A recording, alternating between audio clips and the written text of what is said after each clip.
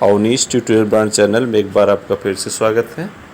देखिए UPSSC exam से related जो भी एग्ज़ाम है उसके, चाहे BDO हो, चाहे BPO हो, चाहे लेखपाल, चाहे पेट, चाहे कनिष्ठ सहायक, जो भी हो, सभी के लिए GS की ये 1 से 1000 प्रश्नों की श्रृंखला चलाई जा रही है।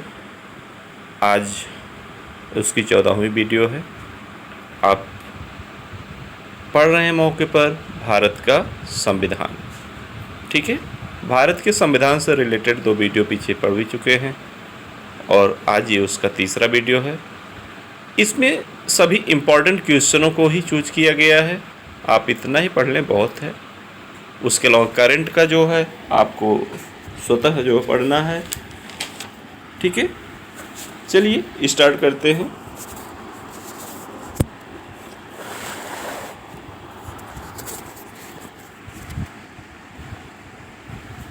और भाई ये वीडियो पसंद आए तो लाइक करना न भूलें।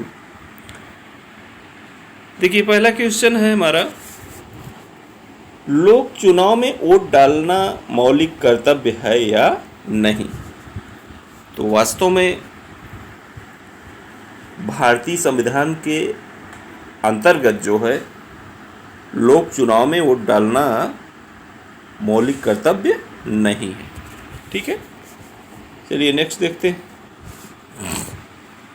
एक सहकारी समिति के गठन के लिए न्यूनतम कितने सदस्यों की आवश्यकता होती है। तो सहकारी समिति के गठन के लिए न्यूनतम 10 सदस्यों की आवश्यकता होती है। ठीक है, चलिए नेक्स्ट। परिवार सामाजिक जीवन की पाठशाला है, किसने कहा है। ये कथन है अरस्तू का। ठीक है, नेक्स्ट। भारत के संविधान के अनुच्छेद 243 किसकी व्याख्या करता है। तो ये पंचायती राज प्रणाली की व्याख्या करता है। और अनुच्छेद 51 क में मूल कर्तव्य और अनुसूची 9 में भूमि सुधार का उल्लेख है। ये भी बहुत बार पूछा गया, ये भी याद आप रखिएगा। अगर भूमि सुधार पूछे तो अनुसूची 9 और मूल कर्तव्य 51 क। ठीक है ना। चलिए नेक्स्ट देखते हैं। संविधान सभा के पहले अध्यक्ष कौन थे। तो संविधान सभा के पहले अध्यक्ष डॉक्टर सच्चिदानंद मिश्र। ठीक है, डॉक्टर सच्चिदानंद मिश्र। संविधान सभा की पहली बैठक 9 दिसंबर 1946 को हुई। संविधान सभा की पहली बैठक 9 दिसंबर 1946 को हुई, जिसके अस्थायी अध्यक्ष डॉक्टर सच्चिदानंद सिन्हा थे। ठीक है, यहाँ मिश्र छप गया है गलती से, ये भी आप याद रखेंगे। ठीक है, ये मिश्र नहीं है, क्या है, सिन्हा है। ये सिन्हा। ठीक है, याद रखिएगा। सच्चिदानंद सिन्हा। और 11 दिसंबर 1946 को डॉक्टर राजेंद्र प्रसाद को अस्थाई सभापति निर्वाचित किया गया। 11 दिसंबर 1946 को डॉक्टर राजेंद्र प्रसाद को अस्थाई, और जबकि आप याद रखिए 9 दिसंबर 1946 को अस्थाई अध्यक्ष डॉक्टर सच्चिदानंद सिन्हा थे और 11 दिसंबर 1946 को डॉक्टर राजेंद्र प्रसाद को अस्थाई सभापति निर्वाचित किया गया। और डॉक्टर भीमराव अंबेडकर इस प्रारूप समिति के अध्यक्ष थे, ये भी याद रखिए। अगला है, भारतीय राज्यों में मुद्रा बिल होने के लिए एक बिल को कौन प्रमाणित करता है। तो राज्य विधानसभा का अध्यक्ष। ठीक है, केंद्र में मुद्रा बिल होने के लिए किसी बिल को लोकसभा अध्यक्ष, अगर माने केंद्र में मुद्रा बिल होने के लिए किसी बिल को लोकसभा अध्यक्ष, और जबकि राज्य में बात आ जाए तो मुद्रा बिल होने के लिए किसी बिल को विधानसभा का अध्यक्ष प्रमाणित करता है। ठीक है ना। तो राज्य के लिए और केंद्र के लिए, दोनों के लिए आप माइंड कर रखिएगा। केंद्र में मुद्रा बिल है तो लोकसभा, राज्य में मुद्रा बिल है तो विधानसभा का अध्यक्ष। ठीक है ना। चलिए नेक्स्ट है, किसी ग्राम पंचायत द्वारा उप प्रधान को पद से हटाने के लिए कम से कम कितने पंचायत सदस्यों का समर्थन आवश्यक है? तो 2/3। कितना होना चाहिए? 2/3। ग्राम पंचायत द्वारा उप प्रधान को उसके पद से हटाने के लिए कम से कम 2/3 सदस्यों के समर्थन की आवश्यकता पड़ती है। कम से कम 2/3 सदस्यों की आवश्यकता पड़ती है, और यह प्रस्ताव जिला पंचायत राज अधिकारी को भेजा जाएगा। अविश्वास प्रस्ताव 1 वर्ष का कार्यकाल पूरा होने के पश्चात ही लाया जाएगा। यदि एक बार प्रस्ताव निरस्त हो गया तो दोबारा ऐसा प्रस्ताव 1 वर्ष तक नहीं लाया जा सकेगा। ठीक है ना।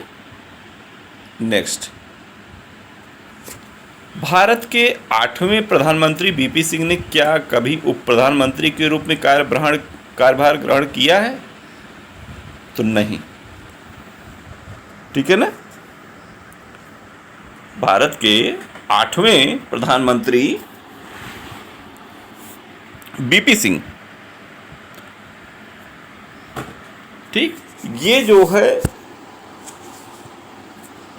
उत्तर प्रदेश के मुख्यमंत्री भी रह चुके हैं, भी याद रखिएगा, और इन्होंने भारत के उप प्रधानमंत्री के पद पर कभी भी सुशोभित नहीं किया। ठीक है, आगे देखते हैं।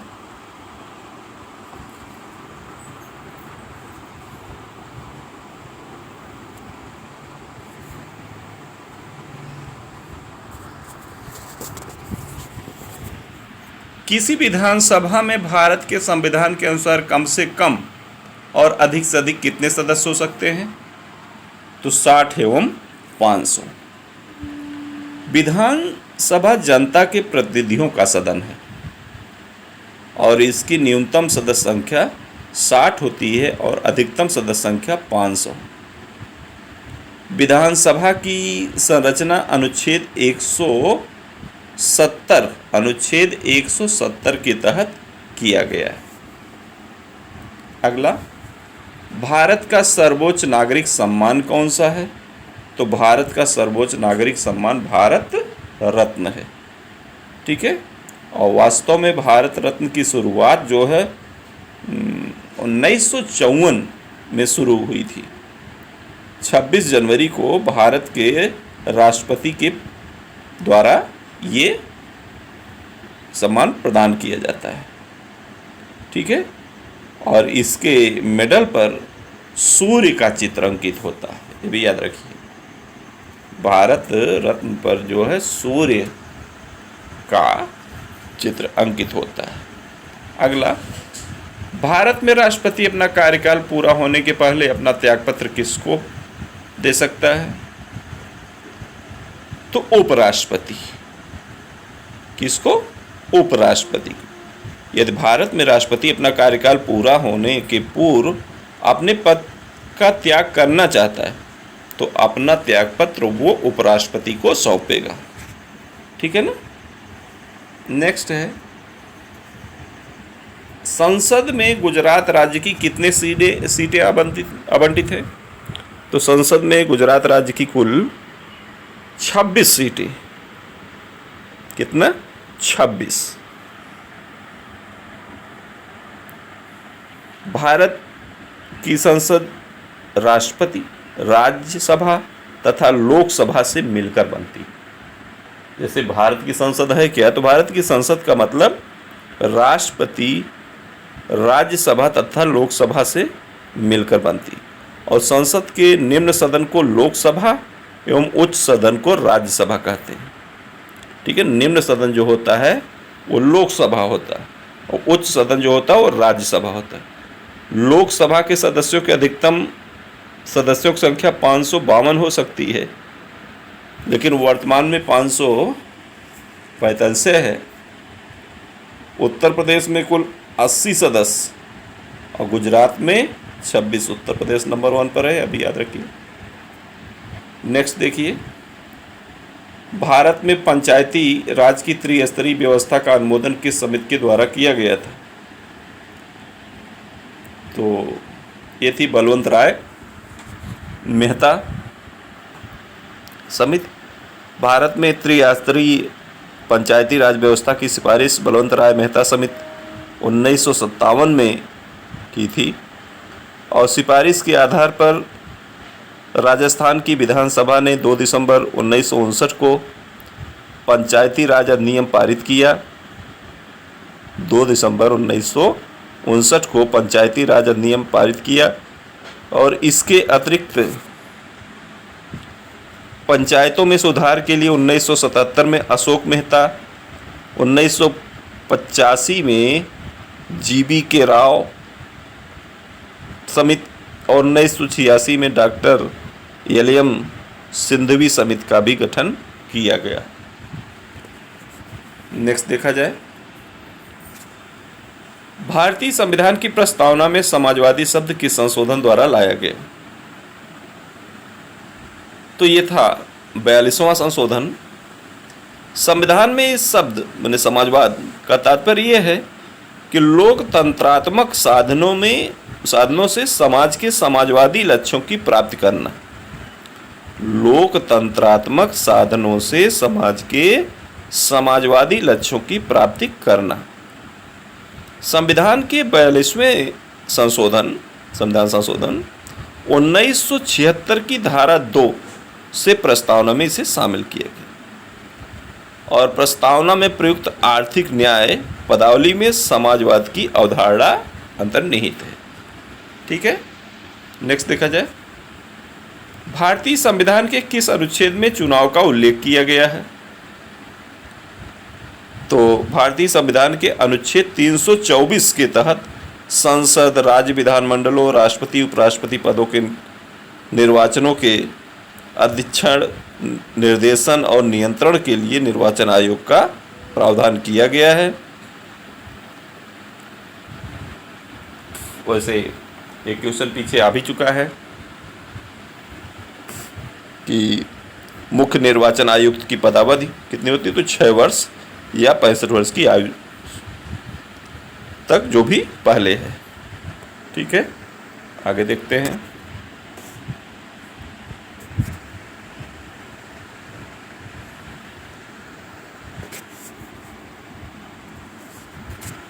लोकसभा में शून्यकाल की अवधि अधिक से अधिक कितनी हो सकती है? तो ये 1 घंटा। शून्यकाल बहुत इंपॉर्टेंट है, आ भी चुका है। शून्यकाल शब्दावली का सर्वप्रथम प्रयोग प्रेस द्वारा सन 1962 में किया गया था। कब किया गया था? 1962 में। और शून्यकाल का अर्थ जो है उस अवधि के लिए है जब एक नियोजित सैन्य कार्यवाही प्रारंभ की जाती है। संसदीय भाषा में इसका अर्थ प्रश्नकाल के बाद की 1 घंटे की अवधि से है। प्रश्नकाल के बाद की 1 घंटे की अवधि से।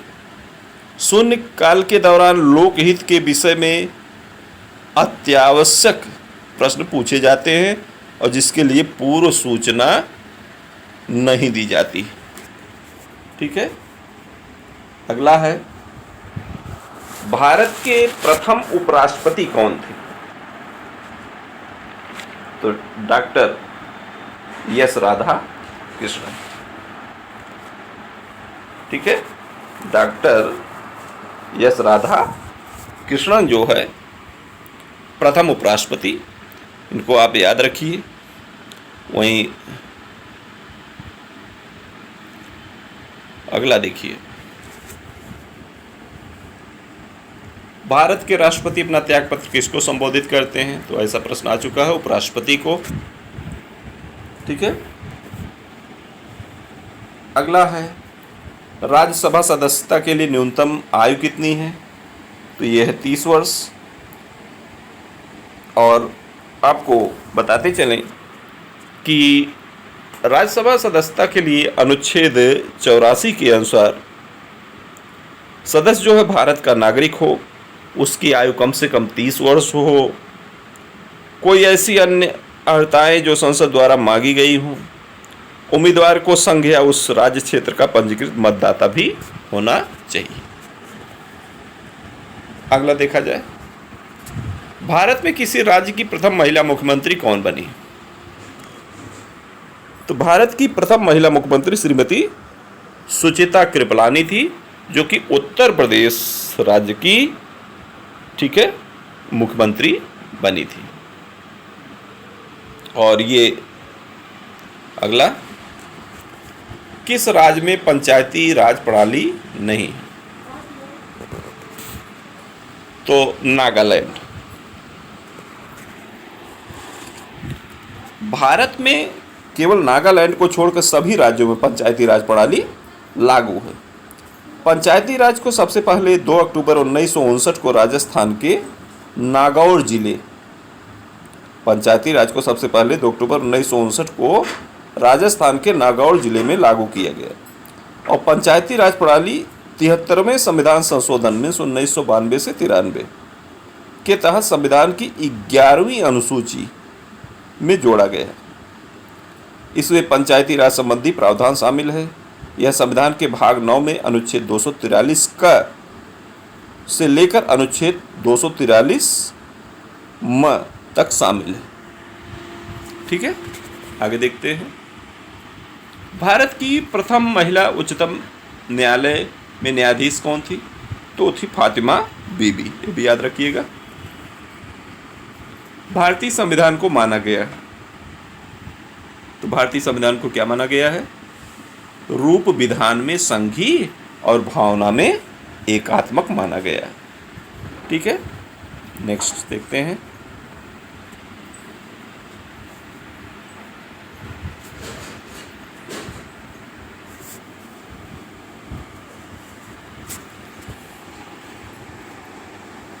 अगला है, मौलिक अधिकारों को लागू करने के लिए संविधान ने किसे विशेष उत्तरदायित्व सौंपा? तो उच्चतम न्यायालय को। मौलिक अधिकारों को लागू करने के लिए संविधान ने उच्चतम न्यायालय को विशेष उत्तरदायित्व सौंपा। नेक्स्ट देखते हैं। कर्मचारी राज्य बीमा नियम 1948 द्वारा प्रदान किए जाने वाले लाभों में कौन सा प्रावधान सम्मिलित नहीं है? इसमें पुनर्वास का लाभ सम्मिलित नहीं है, इसको आप याद रखेंगे।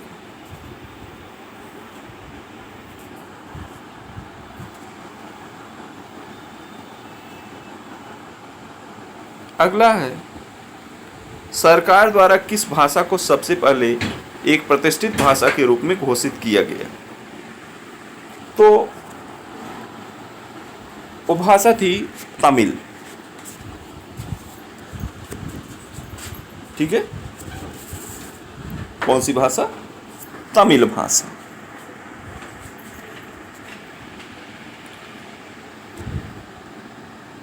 वर्तमान में 6 भाषा को शास्त्रीय भाषा का दर्जा प्राप्त है।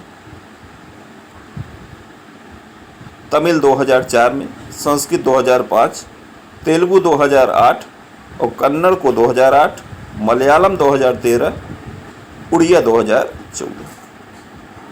ठीक है, तो इस हिसाब से यह स्पष्ट है कि तमिल को सबसे पहले शास्त्रीय भाषा का दर्जा प्राप्त हुआ। ठीक है ना। अच्छा, एक चीज़ ये भी याद रखिए, जो कर्मचारी राज्य बीमा निगम 1948 द्वारा प्रदान किए जाने लाभों का प्रावधान, उसमें भी जान लीजिए कि कब लागू हुआ था और कौन कौन से लाभ थे। तो कर्मचारी राज्य बीमा अधिनियम जो है 19 अप्रैल 1948 को लाया गया, जिससे सेवा क्षेत्र में लगे कर्मचारी को लाभ दिए गए, जैसे विकलांगता का लाभ, मातृत्व लाभ, अंतिम संस्कार का लाभ, और नौकरी के दौरान घायल होने पर, बीमार होने पर लाभ दिए गए। ये सब प्रावधान उसमें सम्मिलित थे। बस केवल यही याद रखिएगा, पुनर्वास का लाभ नहीं दिया गया। नेक्स्ट है, संसद के खर्च किसके द्वारा नियंत्रित किए जाते हैं? तो नियंत्रक और महालेखा परीक्षक द्वारा। किसके द्वारा? संसद का खर्च नियंत्रक और महालेखा परीक्षक के द्वारा नियंत्रित किया जाता है, जिसे सीएजी का एक कहते हैं। ठीक है ना। अगला है, भारत के उच्चतम न्यायालय की प्रथम महिला न्यायाधीश कौन थी? तो थी फातिमा बीबी। ठीक है।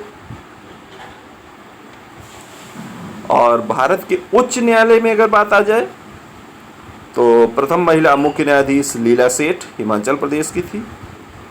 और प्रथम महिला सत्र न्यायाधीश कौन थी? अन्ना चंडी। नेक्स्ट देखा जाए, ड्राफ्टिंग कमेटी का चेयरमैन कौन था? तो ड्राफ्टिंग कमेटी का चेयरमैन डॉक्टर BR अम्बेडकर थे, भीमराव अम्बेडकर।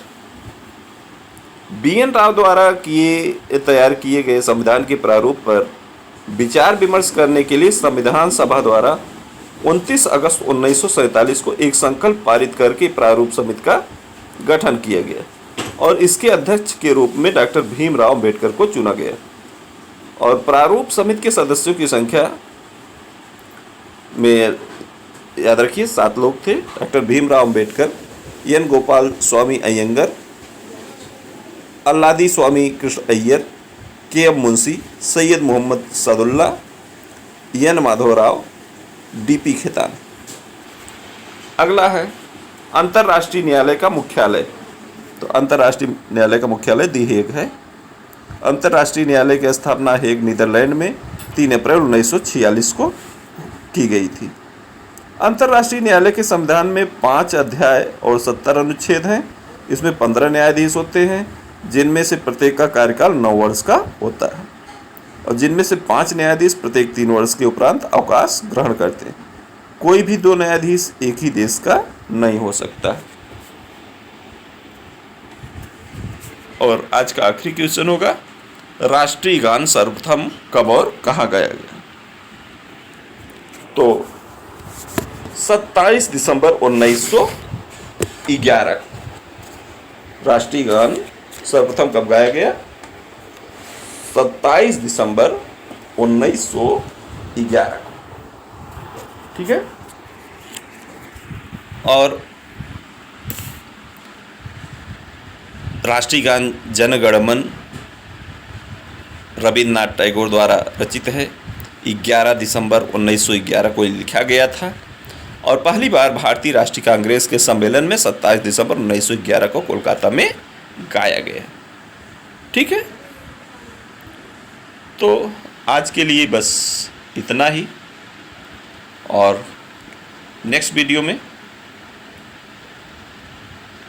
इसको संविधान को कंप्लीट किया जाएगा, उसके बाद आगे की टॉपिक चलेगी।